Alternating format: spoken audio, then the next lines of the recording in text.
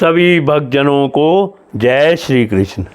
राजा परीक्षित ने कहा, मुनिवर, जहाँ तक सूर्य का प्रकाश है और जहाँ तक तारागण के सहित चंद्रदेव दिख पड़ते हैं, वहाँ तक आपने भूमंडल का विस्तार बतलाया है। उसमें भी आपने बतलाया कि महाराज प्रियव्रत के रथ के पहियों की 7 लीकों से 7 समुद्र बन गए थे, जिनके कारण इस भूमंडल में 7 द्वीपों का विभाग हुआ।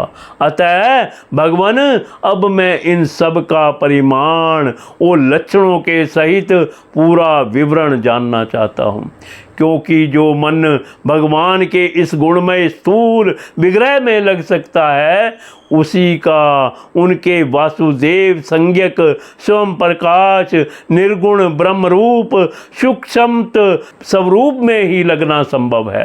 अतः गुरुवर, इस विषय का विशुद्ध रूप से वर्णन करने की कृपा कीजिए। श्री सुखदेव जी ने कहा, महाराज, भगवान की माया के गुणों का इतना विस्तार है कि यदि कोई पुरुष देवताओं के समान आयु पाले तो भी मन या वाणी से इसका अंत नहीं पा सकता। इसीलिए हम नाम, रूप, परिमाण और लक्षणों के द्वारा मुख्य बातों को लेकर ही इस भूमंडल की विशेषताओं का वर्णन करेंगे। यह जम्बू द्वीप जिसमें हम रहते हैं, भूमंडल रूप कमल के कोशास्थानीय जो 7 द्वीप हैं, उनमें सबसे भीतर का कोश है। इसका विस्तार 1 लाख योजन है और यह कमल पत्र के समान गोलाकार है। इसमें 9 हजार योजन विस्तार वाले 9 वर्ष हैं, जो इनकी सीमाओं का विभाग करने वाले 8 पर्वतों से बटे हुए हैं। इनके बीचों बीच इलाव्रत नाम का 10वां वर्ष है, जिसके मध्य में कुल पर्वतों का राजा मेरू पर्वत है। वह मानो भूमंडल रूप कमल की कणिका ही है। वह ऊपर से नीचे तक सारा का सारा स्वर्णमय है और 1 लाख योजन ऊंचा है।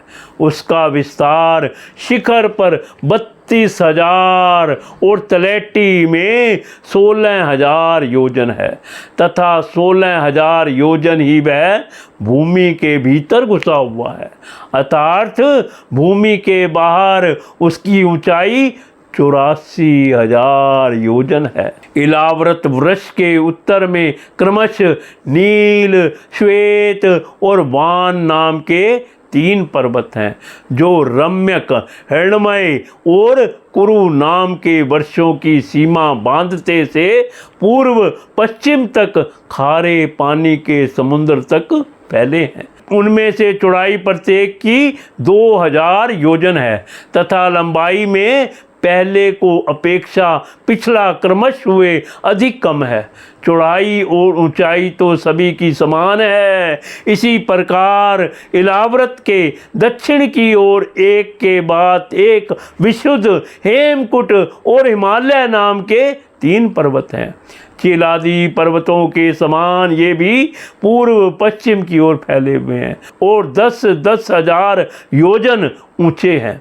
इनमें क्रमशः हरिवृष, किमपुरुष और भारतवर्ष की सीमाओं का विभाग होता है। इलाव्रत के पूर्व और पश्चिम की ओर उत्तर में नील पर्वत और दक्षिण में निषद पर्वत तक फैले हुए गंधमादन और माल्यवान नाम के 2 पर्वत हैं। इनकी चौड़ाई 2-2 हजार योजन है और ये भाद्रश्व एवं केतुमाल नामक 2 वर्षों की सीमा निश्चित करते हैं। इनके सिवा मंदर, मेरुमंदर, सुपार्श्व और कुमुद ये 4-10 हजार योजन ऊंचे और उतने ही चौड़े पर्वत मेरु पर्वत की आधारभूता धुनियों के समान बने हुए हैं। इन चारों के ऊपर इनकी ध्वजाओं के समान क्रमश आम, जामुन, कदम्ब और बड़ के 4 पेड़ हैं। इनमें से प्रत्येक 1100 योजन ऊंचा है और इतना ही इनकी शाखाओं का विस्तार है। इनकी मोटाई 100 योजन भरत श्रेष्ठ है। इन पहाड़ों पर 4 झीलें भी हैं जो क्रमश दूध, शहद, ईर्ख के रस और ताजे पानी से भरी हुई हैं। जो यक्ष इनका सेवन करते हैं, किन्नरों जैसे उपदेवताओं ने स्वभाव से ही योग की सिद्धियां प्राप्त कर ली थी, इन पर क्रमश नंदन, चैत्ररथ, वैश्रजक और सर्वतोभाद्र नाम के 4 दिव्य उपवन भी हैं। इनमें प्रधान देवगण अनेकों सुर सुंदरियों के नायक बनकर साथ विहार करते हैं। उस समय गंधर्व आदि उपदेवगण इनकी महिमा का बखान किया करते हैं।